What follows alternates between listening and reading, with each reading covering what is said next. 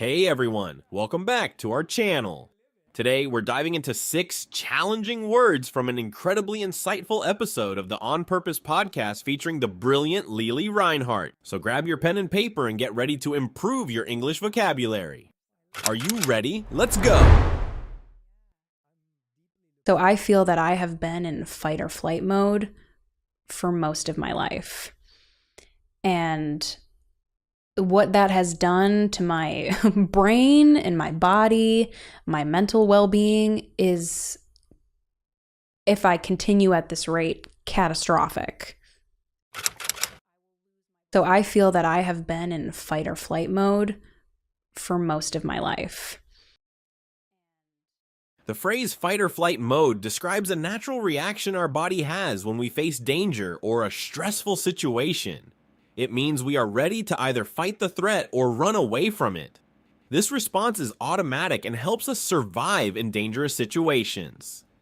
For example, if you see a serial killer chasing you, your body might go into fight or flight mode. You might feel your heart race, your muscles tense up, and a sudden urge to either defend yourself or escape. Similarly, if you're about to give a big presentation and you feel extremely nervous, that's also fight or flight mode kicking in. Your body is preparing you to handle the stress, either by facing it head-on or avoiding it. In simple terms, fight or flight mode is the body's way of getting ready to protect itself from harm, making you feel more alert and ready to act quickly. It's a phrase we use to describe the physical and emotional reactions to stress or danger. Hi, Jake. You look a bit stressed. Everything okay? Hey, Emma. Yeah, I've just been feeling like I'm in fight or flight mode all day. Really? What happened? I had a major presentation this morning, and my body just went into fight or flight mode. My heart was racing, and I felt like I had to either face it or run away. I know that feeling. Last week, I saw a dog running towards me, and I instantly went into fight or flight mode. My first thought was to run, but then I decided to stay calm and handle it.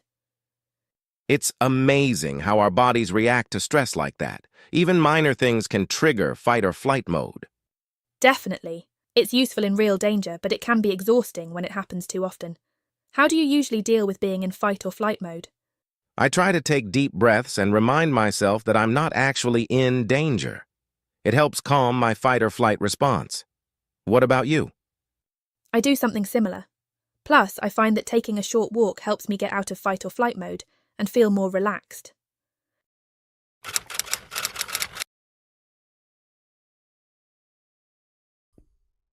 If I continue at this rate, catastrophic. We use the word catastrophic to describe something that causes sudden and widespread damage or suffering. It's like an event or situation that has extremely negative and disastrous effects. For example, imagine a powerful hurricane hitting a coastal town. The destruction it causes to homes, roads, and lives can be described as catastrophic because of the severe damage and impact on people's lives. Similarly, if a company suddenly goes bankrupt and thousands of employees lose their jobs, the situation can be considered catastrophic due to the serious and far-reaching consequences for everyone involved. In simple terms, catastrophic means something very bad and destructive, leading to major problems or damage. Did you hear about the recent earthquake in the neighbouring city? Yes, it's terrible. The damage caused by the earthquake was catastrophic. Absolutely. It's devastating to see the destruction it left behind. I agree. The loss of lives and homes is truly catastrophic for the affected families. It makes you realise how unpredictable and catastrophic natural disasters can be. Definitely. We must always be prepared for such catastrophic events and support those affected by them.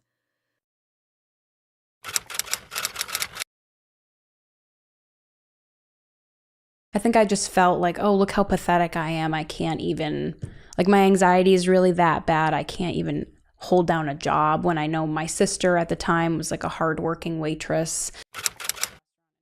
I think I just felt like, oh, look how pathetic I am. I can't even, like, my anxiety is really that bad. The word pathetic describes something or someone deserving of pity, sympathy, or contempt because they are weak, ineffective, or inadequate. It can refer to a situation, action, or person that is considered to be pitiful, sad, or laughable due to their lack of strength, importance, or capability. For example, if someone fails to complete a simple task despite repeated attempts, you might describe their efforts as pathetic. Similarly, if a situation or outcome is considered to be embarrassingly or disappointingly inadequate, it can be described as pathetic. In simple terms, pathetic is used to characterize something as weak, ineffective, or deserving of pity or contempt due to its inadequacy or lack of strength. Did you catch the game last night? Yeah, I did. It was quite pathetic, wasn't it? Totally! I mean, our team couldn't even score a single goal, and their defense was just as pathetic. They couldn't stop anything. It was embarrassing to watch, honestly. I expected more from them. Me too. It's like they've completely lost their edge. Even their passes were pathetic. I know, right? And don't get me started on their coach. His strategy was just pathetic. Yeah, he needs to rethink his approach if he wants to save the rest of the season. Definitely. Let's hope they can turn things around before it's too late. Agreed. Otherwise, it's going to be a long and painful season for us fans.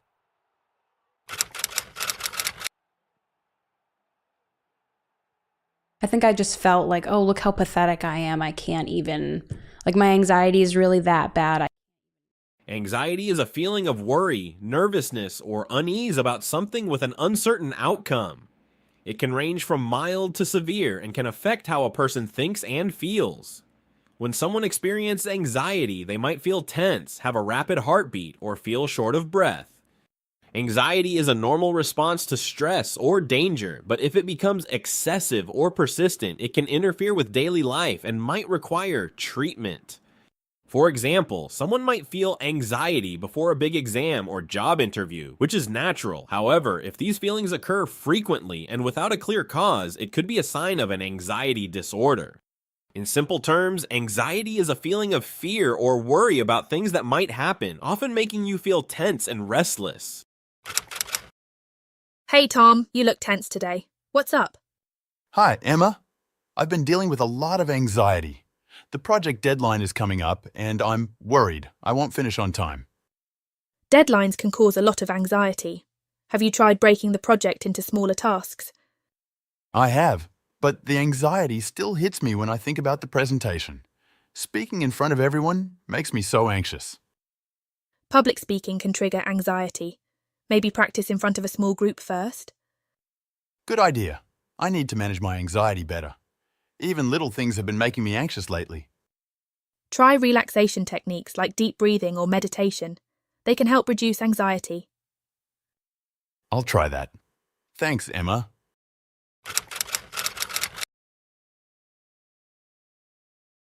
When you start going to therapy at that young age, when you start getting exposed to this, when do you start to feel like you're gaining tools, clarity, insight that you're like, oh, I can cope with this?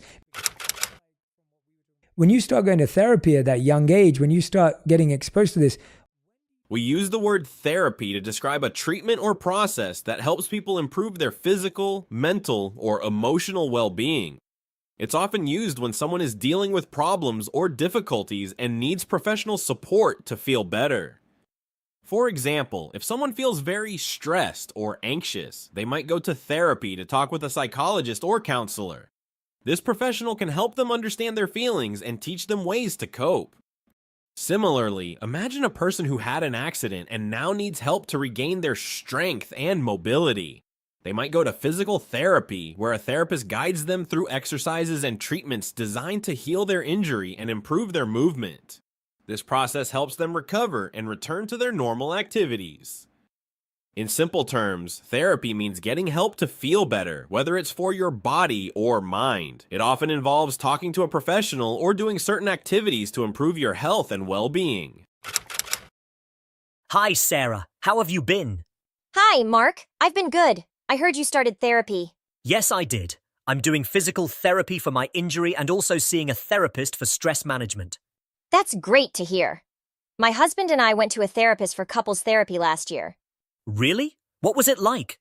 Couples therapy helped us understand each other better and taught us how to communicate more effectively. That sounds really helpful.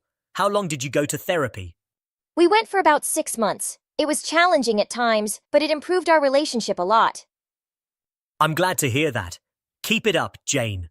Therapy can really make a positive difference in our lives.